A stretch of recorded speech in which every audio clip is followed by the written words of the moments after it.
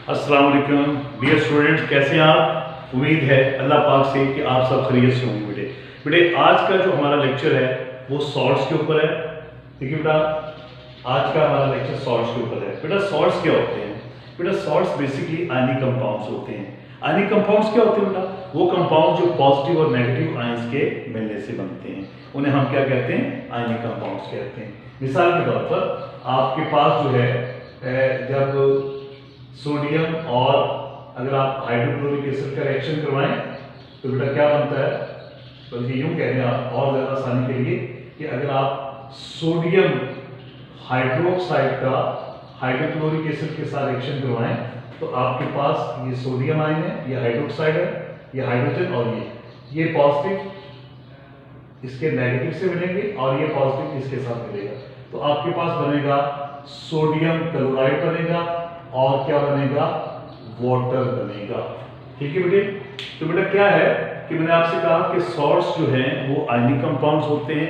Generally क्या होता है कि ये एसिड और बेस की न्यूट्रलाइजेशन से बनते हैं। किसकी न्यूट्रलाइजेशन से बनते हैं बेटा? एसिड और बेस की न्यूट्रलाइजेशन से बनते हैं। इसको आप यूं देख लीजिएगा कि जब एसिड और बेस आपस में रिएक्ट करते हैं तो बेटा सॉल्ट बनता है और बेटे क्या बनता है? वाटर बनता है। सॉल्ट बनता है और वाटर बनता है। एसिड और बेस जब आपस में न्यूट्रलाइज करते हैं तो उसके न्यूट्रलाइज करने की वजह से क्या बनता है? सॉल्ट और वाटर बनता है। तो मैंने आपसे कहा कि सॉल्ट्स आयनिक कंपाउंड्स होते हैं जो आमतौर पर एसिड और बेस की न्यूट्रलाइजेशन से बनते हैं। अगर आप गौर से देखें इस एग्जांपल में, फर्स्ट करें आपके पास हाइड्रोक्लोरिक एसिड एक एसिड है, आपके पास सोडियम हाइड्रोक्साइड एक बेस है। तो आप देखिएगा कि सोडियम आयन और क्लोराइड आयन मिलेंगे तो क्या मिलकर बनाएंगे? सोडियम क्लोराइड बनेगा और साथ H और OH आयन, ये OH आयन है और ये H प्लस आयन है। H प्लस आयन और OH आयन मिलकर क्या बनाते हैं? वाटर बनाते हैं। बेटे याद रखिएगा जो न्यूट्रलाइजेशन हकीकत में होती है, हकीकत में क्या होता है जब एसिड्स के H आयंस बेस के OH आयंस से मिलते हैं तो मिलकर क्या बनाते हैं? वाटर। इसको कहते हैं न्यूट्रलाइजेशन। तो बेटा जब एसिड और बेस मिलते हैं सॉल्ट एंड वाटर बनता है। सॉल्ट जो है ये एक आयनिक कंपाउंड होता है जो कि पॉजिटिव और नेगेटिव आयंस के मिलने से बनता है। पॉजिटिव आयंस को बेटे कैटायंस भी कहते हैं और नेगेटिव आयंस को एनायंस भी कहते हैं। जो बेटा कैटायंस होते हैं, अगर आप इस एग्जांपल में देखें, आपके पास ये सोडियम क्लोराइड है, ये पॉजिटिव आयन, ये आपके पास कैटायन है और ये आपके पास एनायन। तो ये कैटायन कहां से आ रहा है? ये देखिए ये आपके पास बेस है सोडियम हाइड्रोक्साइड। तो बेटा कैटायन कहां से आ रहा है बेटा? बेस से आ रहा है। ठीक है। कैटायन इज, ठीक है, ऑब्टेन या ड्राइव फ्रॉम बेस। ये बेस से हासिल होता है, इसीलिए इसको आप लोग बेसिक रेडिकल भी कहते हैं क्योंकि ये बेस से हासिल होता है। तो कैटायन जिसे आप पॉजिटिव आयन भी कहते हैं, इसे बेसिक रेडिकल भी कहा जाता है। जबकि आपके पास ये जो क्लोराइड आयन है, नेगेटिव आयन, जो क्लोराइड आयन होता है बेटे वो आपको कहां से ऑब्टेन हो रहा है? एसिड से हासिल हो रहा है। एसिड HCl, ये देखना, ये आपके पास plus ion H plus ion और ये क्लोराइड आयन। तो ये आपके पास किससे हासिल होता है बेटा?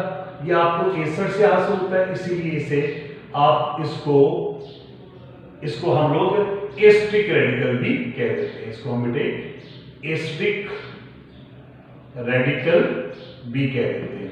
ठीक है। कैटायंस को बेसिक रेडिकल और एनायन को आप एस्टिक रेडिकल भी कह देते हैं। ठीक है बेटा। तो एसिड और बेस के रिएक्शन करने से एक दूसरे के साथ रिएक्ट करके एक दूसरे को न्यूट्रलाइज करने के बाद जो आयनिक कंपाउंड बनता है उस आयनिक कंपाउंड को हम सॉल्ट कहते हैं। सॉल्ट की डेफिनेशन आप यूं भी कह सकते हैं कि जब कैटायन और एनायन आपस में मिलते हैं तो उनके मिलने से क्या बनता है? एक आयनिक कंपाउंड बनता है जिसे हम सॉल्ट कहते हैं। ठीक है। यहाँ कुछ एग्जांपल्स आपके पास मैंने बेटा दिए हैं। सोडियम क्लोराइड, ये क्या है? ये भी एक सॉल्ट है। पोटासियम नाइट्रेट KNO3, ये भी एक सॉल्ट है। ठीक है बेटा। ये आपके पास जिंक सल्फेट है, ये भी सॉल्ट है। कैल्शियम फॉस्फेट, ये भी सॉल्ट है।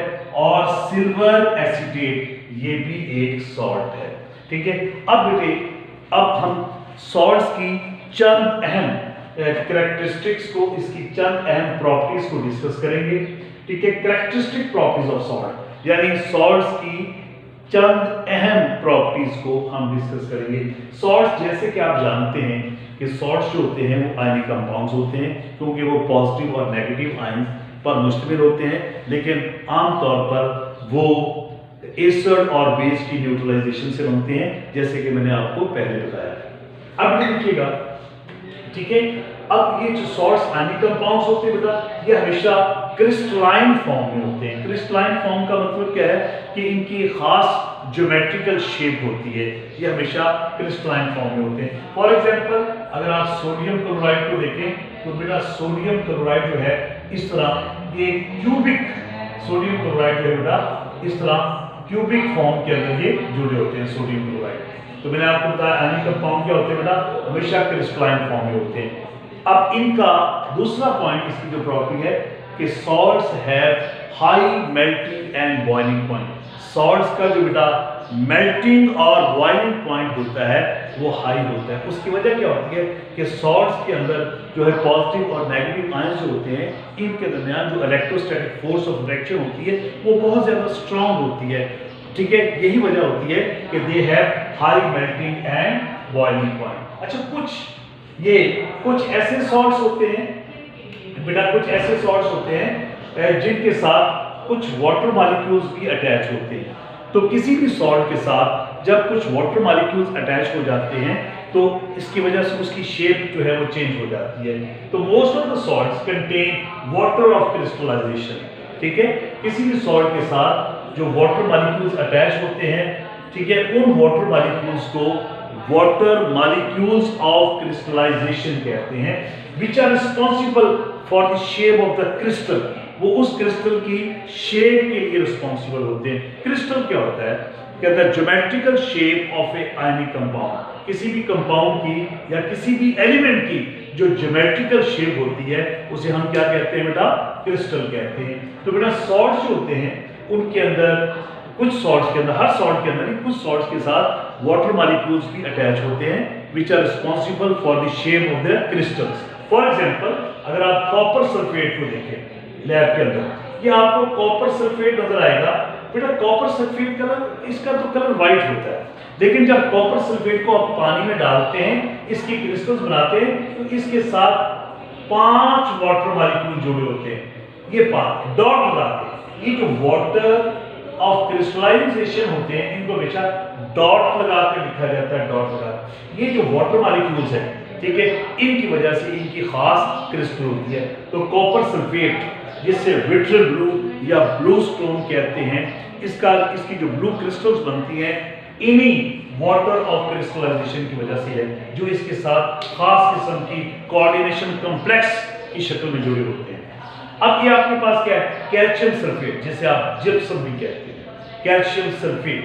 अब इस कैल्शियम सल्फेट के साथ ये जो है आपके, इसके साथ 2 वाटर मॉलिक्यूल्स लगे होते हैं। ठीक है, कैल्शियम सल्फेट, इसके साथ 2 वाटर मॉलिक्यूल्स लगे होते हैं, इन्हें वाटर ऑफ क्रिस्टलाइजेशन कहते हैं। ठीक है बेटा, इनको हम क्या कहते हैं, वाटर ऑफ क्रिस्टलाइजेशन कहते हैं। ठीक है, इन वाटर ऑफ क्रिस्टलाइजेशन की वजह से सॉल्ट्स की खास ज्योमेट्रिकल शक्ल होती है। अगर इनमें से ये वाटर एवेपोरेट हो जाए, इनमें से वाटर निकल जाए, तो बेटा क्या होता है, इनकी जो ज्योमेट्रिकल शेप होती है, इनकी जो क्रिस्टल होती है वो खत्म हो जाती है। ठीक है, अब इसके बाद जो है अगली प्रॉपर्टी जो बेटा हमारे पास आ रही है, अगर आप सॉल्ट्स को देखें तो सॉल्ट्स मैंने आपको बताया आमतौर पर न्यूट्रल होते हैं। Salts are neutral, salts neutral होते हैं। लेकिन अगर आप सॉल्ट को देखें, सॉल्ट न्यूट्रल कंपाउंड है, लेकिन सॉल्ट्स के अंदर जो है जो पॉजिटिव और नेगेटिव आयंस होते हैं उनकी तादाद इक्वल नहीं होती। मिसाल के तौर पर मैं आपको एक एग्जांपल देता हूं। मिसाल के तौर पर आप यूं कह रहे हैं कि आपके पास एक सॉल्ट लिख रहा हूं, K2SO4, इसका नाम है आपके पास पोटासियम सल्फेट, K2SO4। अगर आप इसमें देखें, इसके अंदर पोटासियम आयन कितने हैं, 2 हैं। पोटासियम आयन 2 हैं, लेकिन आपके पास सल्फेट क्या है, वो 1 है। सल्फेट 1 है, जबकि पोटासियम कितने हैं, 2। लेकिन ये न्यूट्रल कंपाउंड है। सॉल्ट्स मैंने आपको बताया, salts are the neutral compounds although they do not have equal number of positive and negative ions. इनमें नेगेटिव और पॉजिटिव आयंस की तादाद क्या होती है, वो इक्वल नहीं होती। देखिए यहाँ पोटासियम आयंस कितने हैं, K2, 2 पोटासियम आयन है और 1 सल्फेट आयन है, ठीक है, आयंस इक्वल नहीं है, लेकिन इनके ऊपर जो पॉजिटिव और नेगेटिव चार्जेस हैं वो इक्वल है, ठीक है। इनमें जो पॉजिटिव और नेगेटिव चार्जेस है वो देखिए, अब इस पे देखिए +1 कितने हो गए, +2, और इसके ऊपर क्या है, -2, तो दोनों ने एक दूसरे के इफेक्ट को कैंसिल कर दिया, लिहाजा क्या हुआ, सॉल्ट क्या हो गया, न्यूट्रल कंपाउंड हो गया। तो मैंने आपसे क्या कहा कि सॉल्ट्स जो हैं वो न्यूट्रल कंपाउंड्स होते हैं, हत्ता कि उनके अंदर आयंस जो होते हैं पॉजिटिव और negative ions, they are not equal, they are not composed of, ठीक है, equal number of positive and negative ions. इनमें पॉजिटिव और नेगेटिव आयंस क्या होते हैं, वो इक्वल नहीं होते, लेकिन इनके ऊपर they have equal number of positive and negative charges, लेकिन जो चार्जेस हैं वो इक्वल होते हैं, आयंस इक्वल नहीं होते लेकिन चार्जेस इक्वल होते हैं। यही वजह होती है कि दे आर न्यूट्रल कंपाउंड। तो बेटा these are the characteristic properties of salts. ये मैंने आपके साथ सॉल्ट्स की 5 अहम प्रॉपर्टीज डिस्कस की हैं। तो बेटा इसको आपने बेटे अच्छी तरह पढ़ना है, बेटा इनको याद करना है। ये कैरेक्टरिस्टिक ऑफ सॉल्ट जो है ये आपके पास शॉर्ट क्वेश्चन भी आ जाता है बेटा, लॉन्ग में भी आ सकता है, जबकि सॉल्ट्स की जो डेफिनेशन है वो शॉर्ट क्वेश्चंस के तौर पर आ सकती है, ठीक है। उम्मीद है कि आपको ये लेक्चर समझ आ गया होगा बेटा। आपने इसको अच्छी तरह पढ़ना है बेटा और फिर बुक से रीड करना है, इंशाअल्लाह ताला आपको समझ आ जाएगा। Thank you very much.